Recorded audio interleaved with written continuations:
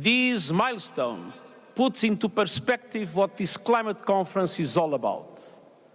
How will we answer when baby 8 billion is old enough to ask, what did you do for our world and for our planet when you had the chance? Excellencies, this UN climate conference is a reminder that the answer is in our hands. And the clock is ticking. We are in the fight of our lives and we are losing. Greenhouse gas emissions keep growing. Global temperatures keep rising. And our planet is fast approaching tipping points that will make climate chaos irreversible. We are on a highway to climate hell with our foot still on the accelerator. The war in Ukraine, other conflicts have caused so much bloodshed and violence and had dramatic impacts all over the world. But we cannot accept that our attention is not focused on climate change. We must, of course, work together to support peace efforts and end the tremendous suffering. But climate change is on a different timeline and a different scale. It is a defining issue of our age. It is the central challenge of our century. It is unacceptable, outrageous, and self-defeating to put it on the back burner. Indeed, many of today's conflicts are linked with growing climate chaos. And the war in Ukraine has exposed the profound risks of our fossil fuel addiction. And today's crisis cannot be an excuse for backsliding or greenwashing. If anything, they are a reason for greater urgency, stronger action, and effective accountability. Excellencies, human activity is the cause of the climate problem, so human action must be the solution. Action to re-establish ambition and action to rebuild trust, especially between North and South. The science is clear.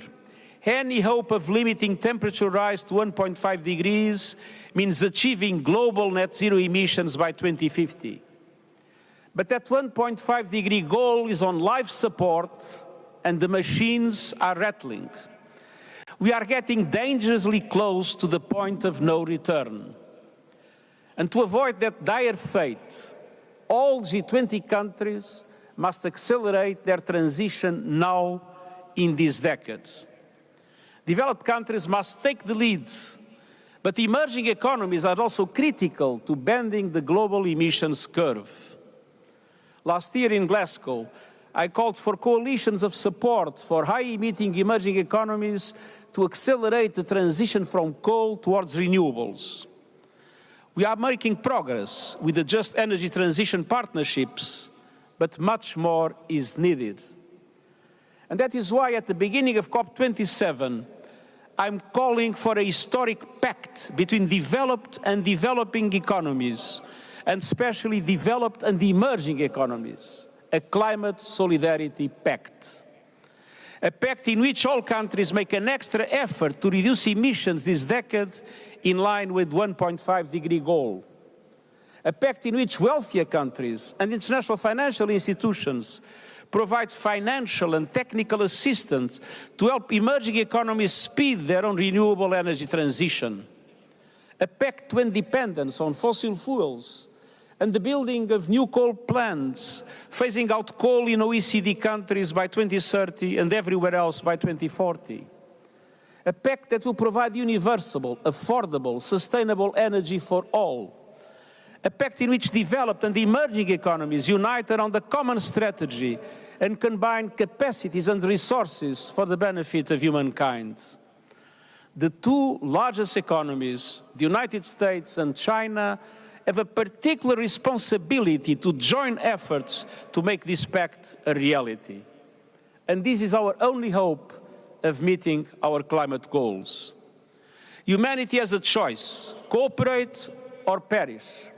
It is either a climate solidarity pact or a collective suicide pact. Excellence, Nous avons aussi désespérément besoin du progrès en matière d'adaptation afin de renforcer la résilience face aux perturbations climatiques d'aujourd'hui et à venir. Aujourd'hui, environ 3,5 milliards de personnes vivent dans des pays hautement vulnérables aux impacts climatiques. À Glasgow, les pays développés ont promis de doubler leur soutien à l'adaptation pour atteindre 40 milliards de dollars par an d'ici 2025. Nous avons besoin d'une feuille de route sur la manière dont cela sera mis en œuvre. Et nous devons reconnaître qu'il ne s'agit que d'une première étape. Les besoins en matière d'adaptation devraient dépasser les 300 milliards de dollars par an d'ici 2030. La moitié du financement climatique devrait être consacrée à l'adaptation. Et les institutions financières internationales et les banques multilatérales de développement doivent changer leur modèle économique et faire leur part pour augmenter le financement des mesures d'adaptation et servir de levier pour mobiliser davantage de financement privé au service de l'action climatique. Les pays et les communautés doivent également pouvoir accéder à ces financements qui doivent être dirigés vers des priorités identifiées grâce à des initiatives comme l'Adaptation Pipeline Accelerator. Excellencies, at the same time, we must acknowledge a harsh truth. There is no adapting to a growing number of catastrophic events causing enormous suffering around the world. The deadly impacts of climate change are here and now. Loss and damage can no longer be swept under the rug. It is a moral imperative. It is a fundamental question of international solidarity and climate justice. Those who contributed least to the climate crisis are reaping the whirlwind sown by others. And many are blindsided by impacts for which they had no warning or means of preparation. This is why I'm calling for a universal early warning system coverage within 5 years. And it is why I am asking that all governments tax the windfall profits of fossil fuel companies. Let's redirect that money to people struggling with rising food and energy prices and to countries suffering loss and damage caused by the climate crisis. On addressing loss and damage, this COP must agree on a clear, time-bound roadmap reflective of the scale and urgency of the challenge.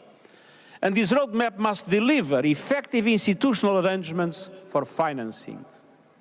Getting concrete results on loss and damage is a litmus test of the commitment of the governments to the success of COP27. Excellencies and friends, the good news is that we know what to do, and we have the financial and technological tools to get the job done. It is time for nations to come together for implementation.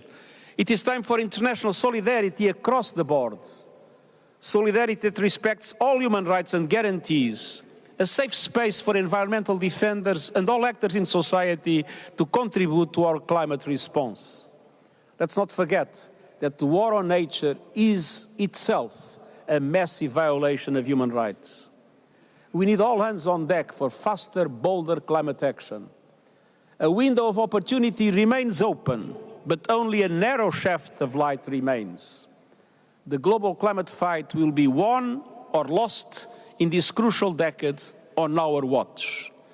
And one thing is certain, those that give up are sure to lose.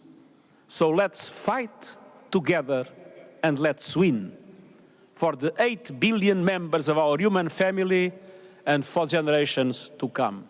Thank you.